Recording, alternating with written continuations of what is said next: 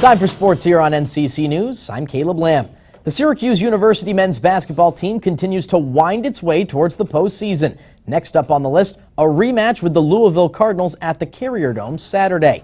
Last night, the Orange lost on the road at Marquette 74-71. It was Syracuse's sixth loss of the season and second in a row after last week's loss to Georgetown. A bounce-back win could be in the cards for SU after the Orange already knocked off Louisville on the road this season. The Orange now sits fourth in the Big East Conference standings, and another loss could prevent the 'Cuse from getting a double bye in the opening two rounds of the Big East tournament next month. Meanwhile, the SU women's basketball team tries to bounce back from a loss against South Florida. The 22nd ranked Orange takes on Notre Dame tonight in South Bend in a matchup of the number 1 and number 3 teams in the Big East. SU is 22-4, but faces a tough task against a Fighting Irish squad that is undefeated in conference play and has only lost once all year. Syracuse has just 3 games left in the regular season. The SU women's ice hockey team is finally set to play its final regular season series. The 2 games against Lindenwood University were originally set for this past weekend, but they had to be rescheduled after the Lindenwood team was delayed by a snowstorm in the Midwest. Game 1 is scheduled for tonight at 7, with Game 2 taking place at the same time tomorrow night. These are the final home games for the Orange, who have clinched the 2nd seed in its upcoming conference tournament.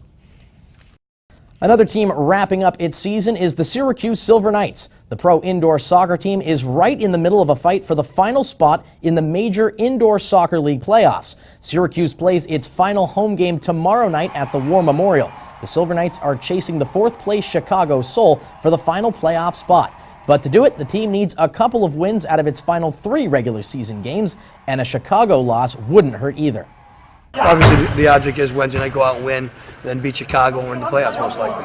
So, Chicago has to lose. They did a great job going to Missouri and winning, which I didn't think they would, but they did. And this game is a crazy game, and I think Missouri will beat Chicago in Chicago. The other team that plays in the War Memorial, the Syracuse Crunch, are on the road tonight at 7, taking on the Rochester Americans. The Crunch have struggled against their throughway rivals this season, winning just 1 out of 5 games against the Amherst. But the Crunch have been hot as of late, winning their last 7 games in a row. Syracuse comes in with the top record in the Eastern Conference with 72 points, while Rochester is struggling in the West in 9th place. Moving to local hoops, the Lemoyne men's and women's basketball teams finish off their seasons tonight at home. The Dolphins welcome Northeast 10 conference rival Pace for a doubleheader. The Lemoyne women take the court first for a 5:30 start time, while the men's game tips off at 7:30. It's been an up-and-down season for both squads. The men are 12-13 on the year, while the women have just 6 wins. The high school basketball playoffs are in full swing, with 2 more teams trying to punch their tickets to the finals. In Class C boys basketball, Fabius Pompey visits Mohawk at 7 p.m. That game will be played over at Herkimer Community College. The other 7 o'clock game features Beaver River hosting Tully. The winner of those 2 games will play each other in the Class C finals at the Carrier Dome on March 3rd.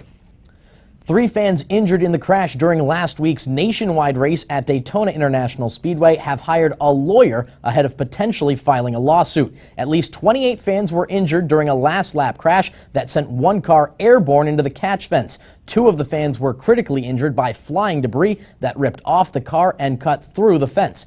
Daytona International is still conducting an internal investigation into why the fence broke apart. That does it for sports, but when we come back, we'll take one last look at your weather forecast here on NCC News.